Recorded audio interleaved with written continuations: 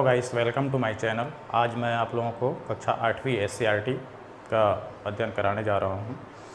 इसमें चैप्टर 1 हमारा है वर्ग एवं घन। वर्ग एवं घन संख्या। वर्ग संख्या, पूर्ण वर्ग संख्या क्या होता है? जैसे वर्ग संख्या, तो किसी भी संख्या का, जैसे 2 का वर्ग, तो 2 का 2 बार गुना, है ना। वैसा ही घन संख्या। घन संख्या कहने का मतलब होता है किसी संख्या का 3 घात या उस संख्या का 3 बार गुना। तो क्या हो जाएगा? 2 दूनी 4 दूनी 8। तो इसी के संबंध में हम आज अध्ययन करेंगे। तो पूर्ण वर्ग संख्या क्या होता है? पूर्ण वर्ग संख्या तो वह संख्या जिसका अभाज्य गुणनखंड निकालने पर उसका 2-2 का जोड़ी बनाया जाए, तो सभी संख्याओं का जोड़ी बन जाए, एक भी संख्या ना छूटे जो जोड़ी के बिना हो या जोड़ी विहीन हो, तो हम उस संख्या को पूर्ण वर्ग संख्या कहेंगे। जैसे हम एक संख्या लेते हैं, जैसे मान लो मेरे पास एक संख्या है 64। 64 को हम लोग, है ना, अभाज्य गुणनखंड विधि से इसका गुणनखंड प्राप्त करते हैं। तो सबसे पहले हमको गुणनखंड निकालने के लिए क्या करते हैं कि सबसे छोटी संख्या, गिनती के जो अक्षर है उसमें जो सबसे छोटी संख्या है उससे भाग देते जाते हैं। जैसे ये मान लो इसको 2 से भाग दिया, जो पहाड़ा है उसमें 2 से भाग दिया। अगर 2 से भाग नहीं जाता तो 3 से भाग देते, 3 से भाग नहीं जाता तो 4 से। इस तरह से हम चेक करते जाएंगे और आगे बढ़ते जाना है। तो इसमें देखते हैं कि 2 से इसको भाग देते हैं तो 2 तिया 6 और 2 दूनी 4। उसके बाद फिर 2 से भाग देते हैं तो 2 एकम 2 और 2 छक्का 12। फिर 2 से भाग देते हैं तो 2 अट्ठे 16। फिर 2 से भाग देते हैं तो 2 चौक 8। फिर 2 से भाग देते हैं तो 2 दूनी 4। फिर 2 से भाग देते हैं 2 एकम 2। तो 64 का हमारा अभाज्य गुणनखंड हो गया। 2 कितने बार आया? 1 2 3 4 5 6। तो 2 कितने बार आया? 2 गुणित 2 गुणित 2 गुणित 2 गुणित 2 गुणित 2। तो यहाँ 2 जो है 6 बार आया। तो 6 बार आया तो इसको ऐसे 2-2 का जोड़ी बनाया तो 3 जोड़ा यहाँ पे बना।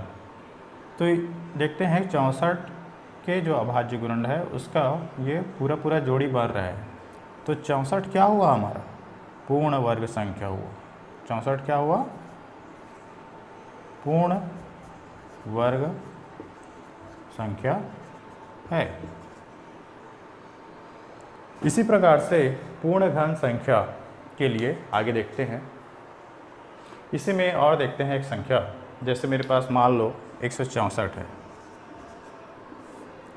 तो 164 में देखते हैं, इसको 2 से भाग देते हैं तो 2 अट्ठे 16 और 2 दूनी 4। फिर 2 चौक 8, 2 एकम 2। अब ये 41 को देखते हैं कि ये जो है किसी से भाग जाएगा क्या? तो 41 जो है ऐसा संख्या है जो और किसी से भाग नहीं जाने वाला है, सिर्फ 41 से जाएगा। तो इसका 164 से का अभाज्य गुणनखंड हो गया 2 गुणित 2 गुणित 41। तो इसका 2 का तो जोड़ी बना, लेकिन 41 का जोड़ी नहीं बना। इसलिए 164 पूर्ण वर्ग संख्या हुआ क्या? नहीं हुआ। तो 164 जो है पूर्ण वर्ग संख्या नहीं है। इस प्रकार हम लोग किसी भी संख्या को पूर्ण वर्ग संख्या है या नहीं है, जो हमारा प्रश्नावली 1.1 में इसको बनाना है, इस टाइप से इसको जान सकते हैं। इसके बाद आगे देखते हैं पूर्ण घन संख्या के। पूर्ण घन संख्या, है ना, पूर्ण घन संख्या। तो वह संख्या जिसका हम अभाज्य गुणनखंड निकालते हैं, तो अभाज्य गुणनखंडों का तीन तीन का मतलब जो समान संख्या है या सेम जो संख्या है उसका तीन तीन का जोड़ी बनाएंगे। तो यदि सभी अभाज्य संख्याओं का जोड़ी बन जाए पूरा पूरा तीन तीन का, तो वो संख्या पूर्ण घन संख्या होगा। यदि हम जिस संख्या का अभाज्य गुणनखंड निकाले हैं उनका तीन तीन का जोड़ी अगर ना बने, कोई भी छूट जाए, तो वो पूर्ण घन संख्या नहीं होगा। जैसे हम लोग देखते हैं, एक संख्या है, मान लो मेरे पास 125। तो 125 में चूँकि ये 5 जो है ना, अभाज्य संख्या है और ये विषम संख्या है, तो 2 से तो जाएगा नहीं। तो अपन देखते हैं 3 से जाएगा क्या, तो 3 से भी नहीं जाएगा। 3 से भाग जाने के लिए क्या होना चाहिए, जो दिए गए जो संख्या है उसका योग, जैसे यहाँ पे 5 2 7 और 1 8 होता है, वो 3 से भाग जाना चाहिए, तब वो 3 से भाग जाएगा। यहाँ पे ये देखते हैं 8 आ रहा है, वो 3 से भाग नहीं जाता है, 9 आता तो भाग जाता। तो ये 3 से भी नहीं जाएगा, 4 से भी नहीं जाएगा, 5 से हम इसको भाग देते हैं। तो 5 से भाग देते हैं तो हो जाएगा 5 दूनी 10 और 5 पंचे 25। इसी प्रकार फिर 5 से देते हैं तो 5 पंचे 25 और 5 एकम 5। इस प्रकार 125 का हमारे पास अभाज्य गुणनखंड हो गया 5 गुणित 5 गुणित 5। चूँकि यहाँ पे घन संख्या पूर्ण घन संख्या है कि नहीं इसके हमको जानना है, तो हम घन संख्या में क्या करते हैं, तीन तीन का जोड़ी बनाते हैं इसको। तो यहाँ पे देख रहे हैं कि 5 का है ना 3 बार आया 5, और इसका एक जोड़ी पूरा पूरा बन रहा है। इस प्रकार 125 हमारा क्या हुआ, पूर्ण घन संख्या है, पूर्ण घन संख्या है। इसी प्रकार एक दूसरा संख्या हम लोग देखते हैं, 1.2 का दूसरा।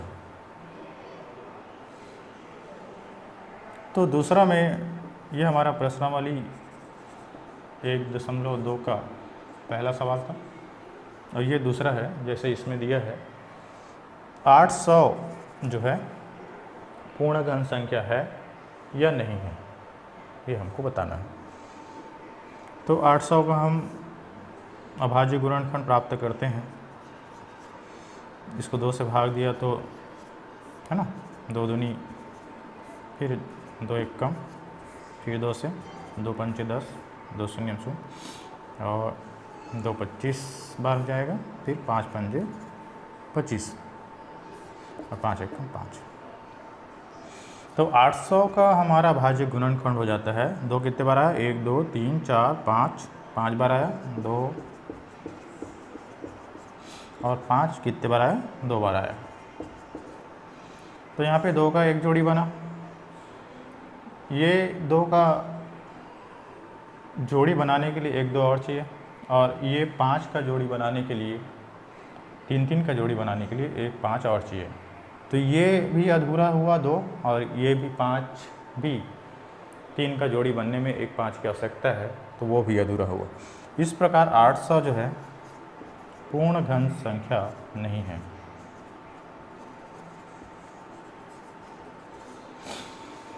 ठीक है, इसके बाद आते हैं हम एक्सरसाइज को पूरा करते हैं। प्रश्नावली 1.1 और 1.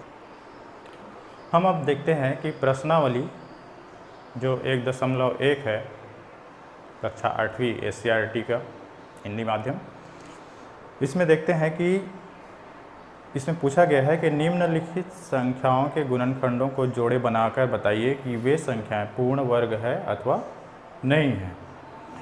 तो सबसे पहले 164 है, ये पूर्ण वर्ग है या नहीं है वो हमको बताना है। उसके लिए इसका अभाज्य गुणनखंड निकालेंगे 164 का। तो 2 से 2 8 16, 2 दूनी 4 और 2 चौक 8 और 2 एकम 2। इस प्रकार है ना 164 का अभाज्य गुणन हो गया 2 गुणित 2 गुणित 140। तो 2 का एक जोड़ी बना, 140 का जोड़ी नहीं बना। है ना। तो क्या हुआ, पूर्ण वर्ग संख्या ये नहीं है, यह जो 164 है वो पूर्ण वर्ग संख्या नहीं है। कारण, क्योंकि 41 का जोड़ी नहीं बन रहा है, जोड़ी नहीं बन रहा है। इसी प्रकार दूसरा इसका देखते हैं। दूसरा में हमको दिया है 121। तो हम जानते हैं कि 121 11 में 121 होता है और किसी से जो जाएगा नहीं, ठीक है। तो 121 का अभाज्य गुणनखंड हो गया 11 गुणित 11 और इसका 11 का एक जोड़ी बन रहा है, इसलिए ये एक 121 जो है 121 एक पूर्ण वर्ग संख्या है। उसके बाद तीसरा में आते हैं। तीसरा सवाल हमको दिया है 289। तो 289 का पूर्ण वर्ग संख्या हमको जानना है। तो 289 का अपन अभाज्य गुणनखंड या प्राइम फैक्टराइजेशन भी बोलते हैं इसको इंग्लिश में। तो हम इसको याद करेंगे तीसरा वाला। तो 289 जो होता है सीधा 17 17 289 होता है। इस प्रकार देखते हैं कि 289 बराबर होता है 17 गुणित 17। तो एक जोड़ी बना, इसलिए क्या हुआ 289 एक, है ना, क्या है, एक पूर्ण वर्ग संख्या है।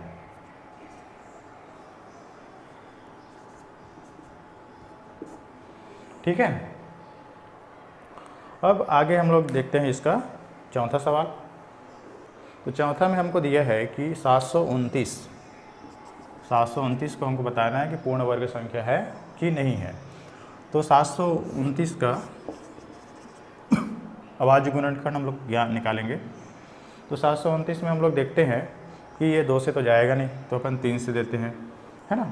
तो ये हो जाता है 3 दूनी 6 और 3 चौक 12 और 3 तिया 9। फिर 3 से देते हैं इसको, तो 3 अट्ठे 24 और 3 एकम 3। फिर 3 से देते हैं, तो 3 दूनी 6 और 3 सत्ते 21। फिर 3 से 3 निया 27। फिर 3 से 3 तिया 9 3 एकम। जब तक हमको पूरा भाग ना जाए, एक के आते तक हमको भाग देना है, मतलब अभाज्य गुणनखंड इसको निकालना है। तो हम देखते हैं कि 729 का अभाज्य गुणनखंड हमको प्राप्त हुआ, कितने बार आया 3, 1 2 3 4 5 6 बार आया। तो ये 3 जो है 6 बार आया। तो ये देखते हैं कि 3 3 का 2 जोड़ी बना, पूरा जोड़ी बन गया। सॉरी, यहाँ पे देखते हैं कि 729 का अभाज्य गुणनखंड ये हमको प्राप्त हुआ। और चूँकि पूर्ण वर्ग संख्या है कि नहीं ये जानना है, पूर्ण वर्ग संख्या। तो इसको 2 2 का जोड़ी बनाया, तो इसमें 3 का, है ना, 2 2 का 3 जोड़ी बन रहे हैं। कोई भी ऐसा संख्या नहीं बचे है जो जोड़ी में सम्मिलित ना हो और जिसका जोड़ी नहीं बना है। इसलिए 729 हमारा पूर्ण वर्ग संख्या है, क्योंकि सभी, है ना, अभाज्य, है ना, गुणनखंड के संख्याओं का जोड़ी बन रहा है। इस प्रकार अगला सवाल हम लोग देखते हैं। इसमें आगे है फिर पांचवा 1100 या 1100। इसका हम लोग प्राइम फैक्टराइजेशन या अभाज्य गुणनखंड निकालते हैं। तो इसको 2 से भाग दिया तो 2 पंचे 10, 2 पंचे 10 और 2 शून्य 0। इसके बाद 2 से पुनः भाग दिया तो 2 दूनी 4 और 2 सत्ते 14 और 2 पंचे 10। अब 2 से जाएगा नहीं है, 5 से जाएगा। तो 5 पंचे 25 और 5 पंचे 25, फिर 5 एक कम, 5 एक कम, फिर 11 एक कम 11। तो 1100 का अभाज्य गुणनखंड हमको मिला 2 गुणित 2 गुणित 5 गुणित 5 गुणित 11। तो यहाँ पे देखते हैं 2 का एक जोड़ी बना, 5 का एक जोड़ी बना, लेकिन 11 का जोड़ी नहीं बना। 11 का जोड़ी बनता कब? जब इसमें एक और 11 रहता, लेकिन नहीं है। तो 11 जो है जोड़ी विहीन है। इस प्रकार 1100 एक पूर्ण वर्ग संख्या नहीं है। क्यों नहीं है? क्योंकि 11 का जोड़ी नहीं बन रहा है। ठीक है, 11 का जोड़ी नहीं बन रहा है, इस कारण ये 1100 जो है पूर्ण वर्ग संख्या नहीं है। इसी प्रकार से प्रश्न दूसरा में हमको बोला गया है कि निम्न संख्याओं के पूर्ण वर्ग न होने का कारण बताइए। जैसे मैं इसका एक सवाल बताता हूँ, फिर आप लोग सबको बना लेना। प्रश्न क्रमांक दूसरा का पहला, इसमें जैसे हमको दिया है 12,000, तो 12,000 का हम अभाज्य गुणनखंड निकालें। 2 से भाग दिया, 2 6 का 12, 2 3 6 है ना। फिर 2 से 2 एक कम 2 और 2 पंचे 10, फिर 2 से 2 सत्ते 14 है ना, 2 पंचे 10, फिर 2 से भाग दिया, 2 3 6 है ना, 2 सत्ते 14 और 2 पंचे 10। फिर इसको अपन 5 से भाग दिया कि 3 से भाग दिया, 3 से चला जाएगा, 3 से भाग दिया, 3 एक कम 3 और 3 दूनी 6 और 3 पंचे 15। फिर ये 5 से जाएगा, तो 5 दूनी 10 और 5 पंचे 25, 5 पंचे 25 और 5 एक कम 5। तो 12,000 का अभाज्य गुणनखंड हमको मिला। 2 कितने बार आया? 1 2 3 4 5 बार आया। तो 1 2 3 4 5 बार हमारा 2 आया, 3 हमारा 1 बार आया, और 5 कितने बार आया? 3 बार आया। तो यहाँ पे देखते हैं कि ये 2 का जोड़ी बना, 5 का जोड़ी बना, है ना।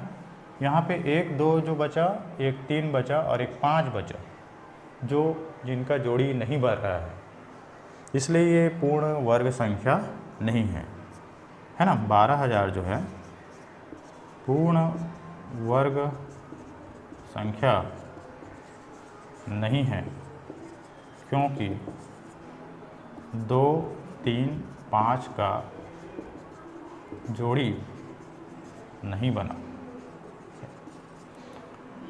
ये इसका कारण हुआ, है ना। तो इस प्रकार से इसमें सभी में कारण लिखना है, बनाना हमको वैसा ही है।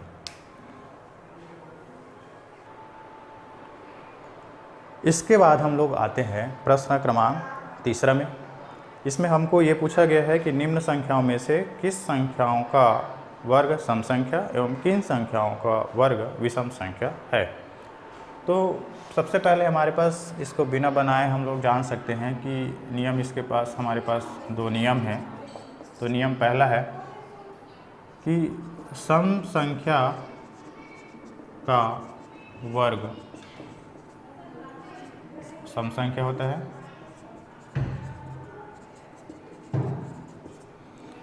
और दूसरा नियम है कि विषम संख्या का वर्ग विषम संख्या होता है।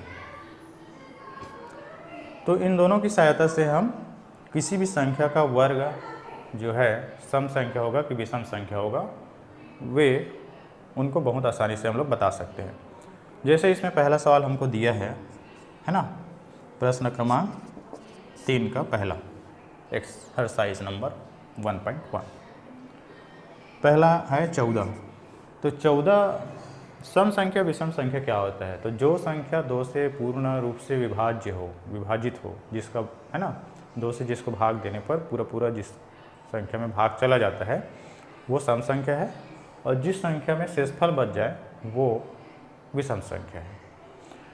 तो देखते हैं कि ये 2 से भाग जाता है कि नहीं जाता है ना। तो 2 से वे सभी संख्या भाग जाता है जो 2 के पहाड़ा में आता है। तो 2 सत्ते 14 होता है, 7 बार में पूरा पूरा विभाजित हो रहा है ना। तो ये क्या है, सम संख्या है। 14 क्या है, सम संख्या है। इसलिए 14 का वर्ग भी सम संख्या होगा।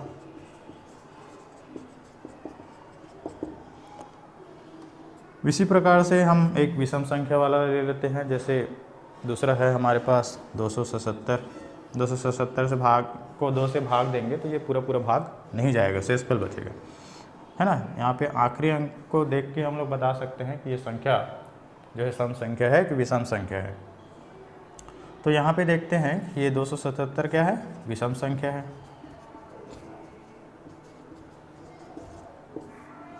इसलिए 277 का वर्ग भी विषम संख्या होगा। इसी प्रकार से बाकी सभी सवालों को बना सकते हो। इसके बाद आते हैं प्रश्न क्रमांक 4। निम्न प्रतिरूप का अवलोकन करें एवं रिक्त स्थानों की पूर्ति करें।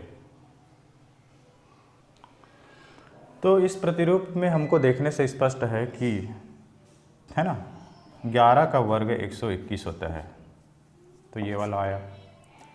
दूसरा में हमको देखते हैं कि 101, तो यहाँ पे 1 के बाद 1 0 है, इसलिए 1 के बाद 1 0 है, उसके बाद 2 है, फिर 1 0 है। मतलब 1 0 है तो 1 है, उसके बाद 0 है, उसके बाद 2 है, फिर 1 0 है।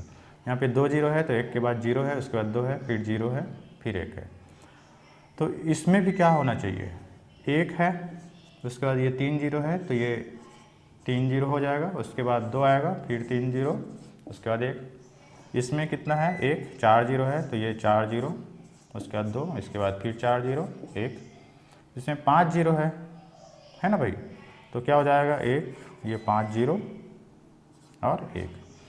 इस प्रकार से ये सवाल आपका हल हो गया।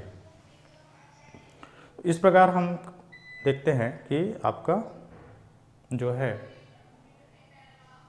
प्रश्नावली 1.1 पूर्ण हो जाता है। आगे के वीडियो में हम लोग देखेंगे कि 1.2 का सवाल कैसे हल किया जाए। तो आज हम लोग देखने वाले हैं प्रश्नावली 1.2 का प्रश्न क्रमांक 1। इसमें बोला गया है निम्न संख्याओं में से कौन सी संख्या पूर्ण घन है और कौन सी संख्या नहीं है। तो प्रश्न क्रमांक 1 में हमको बोला गया है कि कोई संख्या दिया है वो पूर्ण घन संख्या है या नहीं। तो पहला और दूसरा सवाल हम लोग देख चुके थे पूर्व के वीडियो में। हम आते हैं तीसरा सवाल में। इसमें हमको बोला है 729, है ना। 729 जो है पूर्ण घन संख्या है कि नहीं, ये हमको बताना है। तो 729 का हम, है ना, अभाज्य गुणनखंड निकालें 729 का। तो देखते हैं 729 जो है 9 से इसको भाग दिया, है ना, तो 8 बार जाता है, 9 8 72 और 9 1 कम 9 और 9 9 81। इस प्रकार 729 का अभाज्य गुणनखंड हो गया 9 गुणित 9 गुणित 9।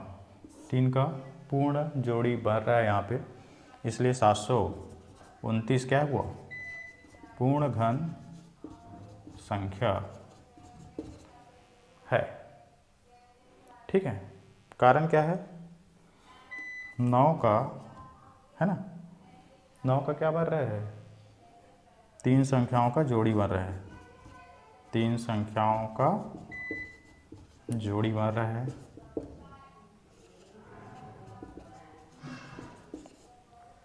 ये क्या हुआ, कारण हुआ। इस प्रकार से, इस टाइप से हम सभी सवालों को बना सकते हैं। इसके बाद आते हैं प्रश्न क्रमांक 2। प्रश्न क्रमांक दूसरा में हमको यह बोला गया है कि वह छोटी से छोटी संख्या ज्ञात कीजिए जिसमें 256 को गुना करने पर गुणनफल एक पूर्ण घन बन जाए। तो हमको 256 में ऐसा कौन सा छोटी से छोटी संख्या गुना करें कि वो पूर्ण घन बन जाए, ये हमको बताना है। तो सबसे पहले हम इसका 256 का अभाज्य गुणनखंड निकालेंगे। 256 का तो 2 एकम 2, 2 दूनी 4, 2 अट्ठे 16, 2 छक्के 12, 2 चौका 8, 2 तिया 6, 2 दूनी 4 और 2 एकम 2, 2 छक्के 12, 2 अट्ठे 16, 2 चौका 8, 2 दूनी 4, 2 एकम 2। तो 256 का अभाज्य गुणनखंड में देखते हैं कि 1 2 3 4 5 6 7 8 बार 2 आता है।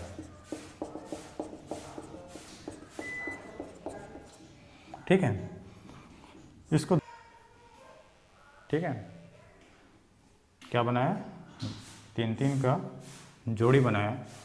तो यहाँ पे हम लोग देखते हैं कि 2 जो है इसको जोड़ी पूरा करने के लिए 1 2 यहाँ पे और चाहिए। क्या चाहिए, 1 2 और चाहिए, तब ये 3 बार होगा। तो वह छोटी से छोटी संख्या क्या हुआ, तो वह छोटी से छोटी संख्या 2 है जिसको 256 में गुना करने पर प्राप्त संख्या पूर्ण घन संख्या बन जाएगा। ठीक है,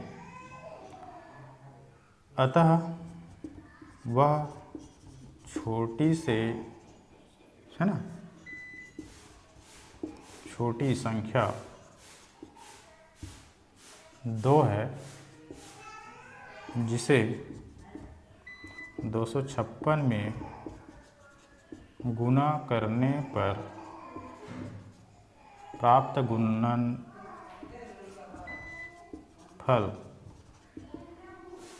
पूर्ण घन संख्या होगा। ठीक है, अब देखते हैं हम तीसरा सवाल। तीसरा सवाल में हमको बोला गया है कि वह छोटी से छोटी संख्या ज्ञात कीजिए जिसमें 1352 को गुना करने पर गुणनफल एक पूर्ण घन बन जाए। तो इसमें भी हमको सबसे पहले इसका गुणनखंड निकालना पड़ेगा 1352 का। तो इसको 2 से भाग देते हैं तो 2 6 के 12, है ना, 2 7 14 और 2 6 का 12, फिर 2 से भाग दिया तो 2 तिया 6, 2 तिया 6, 2 अट्ठे 16, फिर 2 से भाग दिया तो 2 एकम 2, 2 छः का 12 और 2 नियम 18। ठीक है, अब ये 169 है तो 13 13 169। तो 1352 का अभाज्य गुणनखंड हमको मिला 2 गुणित 2 गुणित 2 गुणित 13 गुणित 13। तो यहाँ पे देखते हैं कि ये 2 का, है ना, 3 3 का जोड़ी बनाया तो बन गया एक जोड़ी। 13 का जोड़ी नहीं बना तो 2 का घात 3 हो गया और 13 का घात 2 हुआ। इसको भी 3 घात होना चाहिए तब ये पूर्ण घन संख्या होगा। तो इसमें एक 13 का अगर गुना किया जाए तो ये भी 3 का जोड़ा बन जाएगा। तो इसका मतलब क्या हुआ, तो वह छोटी से छोटी संख्या 13 है, वह छोटी से छोटी संख्या, वह छोटी से छोटी संख्या 13 है जिसे 1352 में गुना करने पर प्राप्त गुणनफल पूर्ण घन संख्या होगा।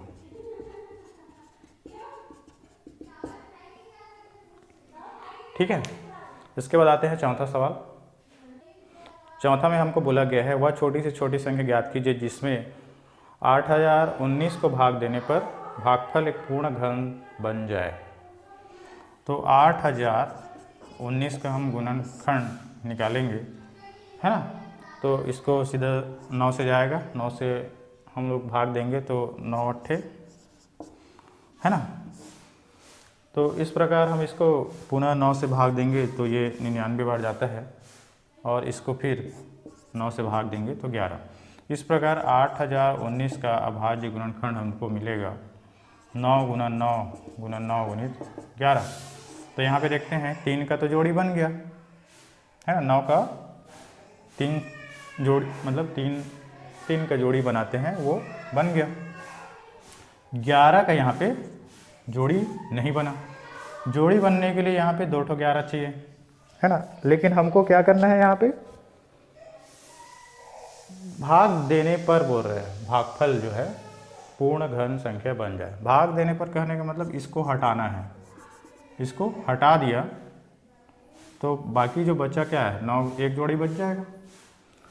तो इसको हटाने के लिए हम उसको भाग देंगे तो वह छोटी से छोटी संख्या क्या हुआ 11 हुआ, इसको हमको हटाना है।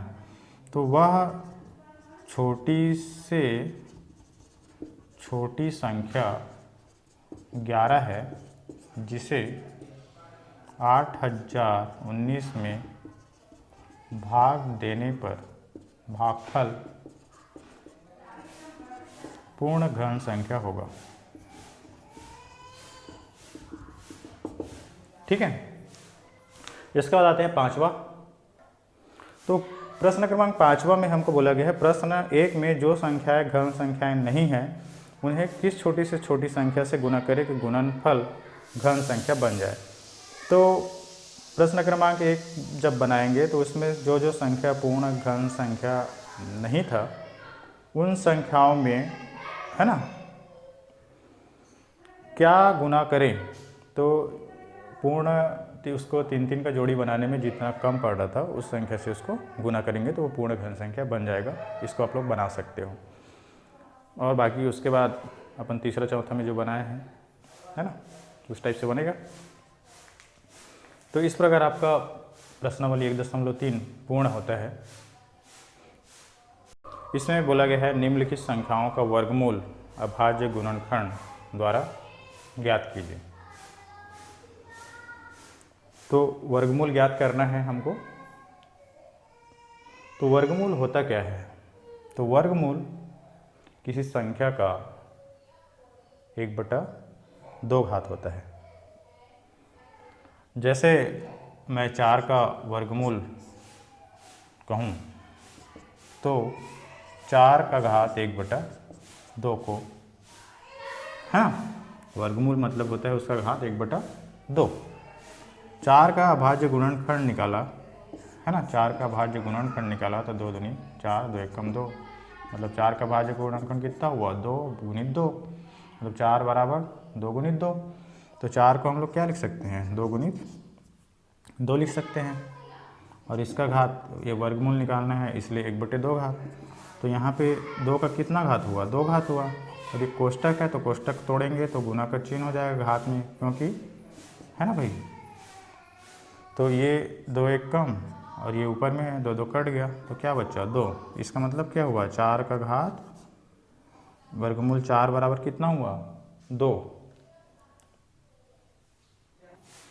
इसी को हम लोग गुणनखंड विधि से भी बना सकते हैं। जैसे मेरे को 4 का वर्गमूल ज्ञात करना है तो 4 का गुणनखंड निकाला 2 दूनी 4 2 एकम 2 मतलब 4 को हम लोग लिख सकते हैं 2 गुणित 2 है ना।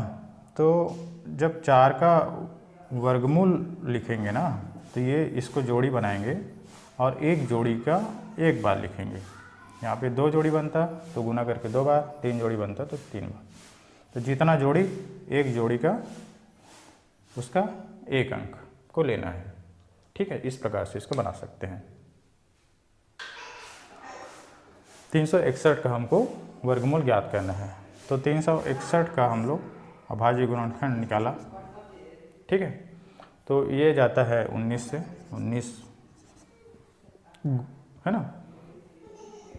अब क्या करेंगे 361 का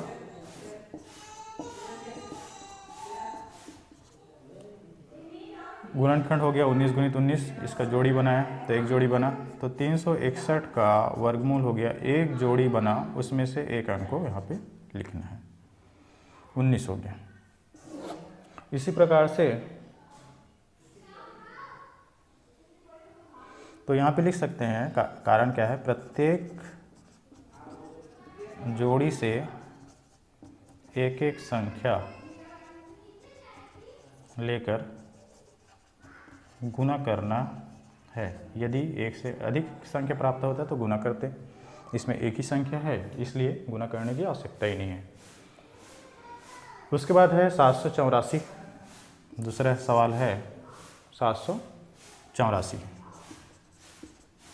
तो 784 का हम अभाज्य गुणनखंड या प्राइम फैक्टराइजेशन किया तो हमको प्राप्त होता है 2 तिया 6 और है ना, 2 निया 18, 2 दूनी 4, 2 एकम 2 है ना, 2 निया 18 और 2 छक्का 12, 2 निया 18, 2 अट्ठे 16, 2 चौक 8, 2 नियम 18 और 7 7 49।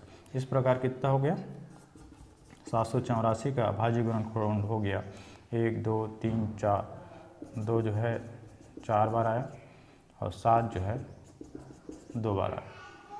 तो इसमें जोड़ी बनाते हैं, है ना। तो 784 का वर्गमूल हो गया, ये दोनों का एक जोड़ी का एक अंक, इनका एक अंक और ये जोड़ी का ये अंक। तो इसको गुना किया तो 2 दूनी 4 और 4 सत्ते 28, है ना। तो इस प्रकार से हमारा इसका वर्गमूल हो जाता है 28। इसी प्रकार अगला सवाल देखते हैं।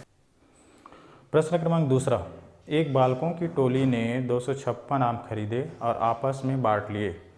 यदि प्रत्येक को उतने ही आम मिले जितने टोली में बालक थे, अब बालकों की संख्या बताइए, ये बोला गया है। तो इसमें भी हम क्या करेंगे, 256 का वर्गमूल ज्ञात करेंगे। उसके लिए इसका अभाज्य गुणनखंड निकालेंगे 256 का। तो 2 से इसको भाग देते हैं तो 2 एकम 2, 2 दूनी 4 और 2 अट्ठे 16, 2 छक्का 12, 2 चौक 8, है ना। फिर 2 तिया 6, 2 दूनी 4, 2 एकम 2, 2 छक्का 12, 2 अट्ठे 16, 2 चौक 8 और 2 दूनी 4, 2 एकम 2। तो 256 का हमारे पास अभाज्य गुणनखंड हो गया 1 2 3 4 5 6 7 8 बार आया। तो ये इसको 8 बार लिखा, है ना। तो इसमें 2 2 का अपन जोड़ी बनाया तो इसका 256 का वर्गमूल हो जाता है 2 इस जोड़ी से, तो ये हो जाएगा 2 दूनी 4 दूनी 8 दूनी 16, ठीक है। अतः प्रत्येक बालक को 16 आम एवं बालकों की संख्या 16 होगी। अतः प्रत्येक बालक को 16 आम मिलेंगे एवं बालकों की संख्या बराबर 16 होंगे। इस प्रकार ये एक्सरसाइज पूर्ण होता है। अभी हम लोग देखते हैं कि वर्गमूल निकालने के गुणनखंड विधि हुआ, ये वर्गमूल निकालने का भाग विधि भी होता है।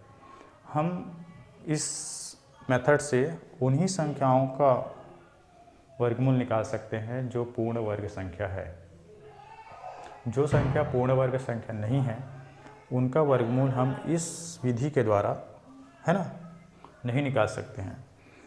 तो चलिए देखते हैं भाग विधि से कैसे किसी संख्या का, है ना, दशमलव के 2 स्थानों तक वर्गमूल निकाल सकते हैं। तो मान लो मेरे पास एक, तो यहाँ पे देखते हैं वर्गमूल निकालने की भाग विधि। मान लो मेरे पास एक संख्या है 784, इसका हमको वर्गमूल निकालना है, ठीक है। तो ये तो पूर्ण वर्ग संख्या है तो इसका भी देख लेंगे, और पूर्ण वर्ग संख्या नहीं है उनका भी हम एक सवाल देखेंगे। तो 784 का सबसे पहले हम इसको इस टाइप से एक लाइन खींचेंगे और यहाँ पे जोड़ी बना लेते हैं। चूँकि ये दशमलव संख्या नहीं है तो इसका हम लोग जोड़ी बनाते हैं राइट हैंड साइड से दो दो का। जो जोड़ी नहीं बना उसके नीचे में भी लाइन खींचेंगे, जो जोड़ी बना है तो इस टाइप से एक लाइन खींचेंगे, दोनों का दो दो का जोड़ी बनाएंगे। अब लेफ्ट हैंड साइड है ना, या बायां साइड में जो अंक है, जैसे एक अंक है यहाँ पे, एक अंकों की संख्या मिला हमको, तो इसमें देखते हैं कि ये 7 है। तो ऐसा इसमें संख्या लेना है कि जिससे भाग देंगे उसका भागफल भी हम लोग वही संख्या लिखेंगे। जैसे यहाँ पे 2 लिखा तो यहाँ पे 2 लिखेंगे, 3 लिखेंगे तो ये 3, 4 लेंगे तो 4 ही बार देंगे, 5 लेंगे तो 5 बार देंगे। तो यहाँ पे देखते हैं 2 दूनी 4 होता है, 3 तिया 9, 3 लेंगे तो 3 तिया 9, 7 से बड़ा हो जाता है। तो हम क्या लेंगे, 2 लेंगे तो 2 दूनी 4, फिर 7 से 4 को घटाएंगे तो 4 3 7 होता है। इस 2 में ये 2 को अपन जोड़ेंगे, ठीक है, तो 2 2 हो जाता है 4, और इसको अब एक साथ उतारना है, जोड़ी को एक साथ उतारना है, तो 384 हो गया। तो यहाँ पे देखते हैं कि ये क्या है, अगर मैं यहाँ पे 0 भी लिखता हूँ तो ये 40 तो है ही, एक भी लेंगे तो एक एक कम एक लेंगे मान लो, तो एक 40 है, तो 4 सीधा सीधा है। तो इसको हम लोग 8 से यहाँ पे मान लो लेते हैं, तो 8 8 64 है ना, और 8 चौक 32 और 32 6 38, तो ये इसका वर्गमूल हो गया 28। ये वाला पिछले सवालों में हम लोग गुणनखंड विधि से भी 784 का वर्गमूल हम लोग निकाले थे 28। एक सवाल हम लोग दशमलव संख्या वाला भी देख लेते हैं। तो मान लो मेरे पास एक संख्या है 23.10, इसका मुझे वर्गमूल निकालना है। तो अपन 23.10 है, ठीक है, तो इसमें हम लोग 1-2 अंकों तक निकालना है अगर, तो यहाँ पे 2 शून्य और लगा देते हैं।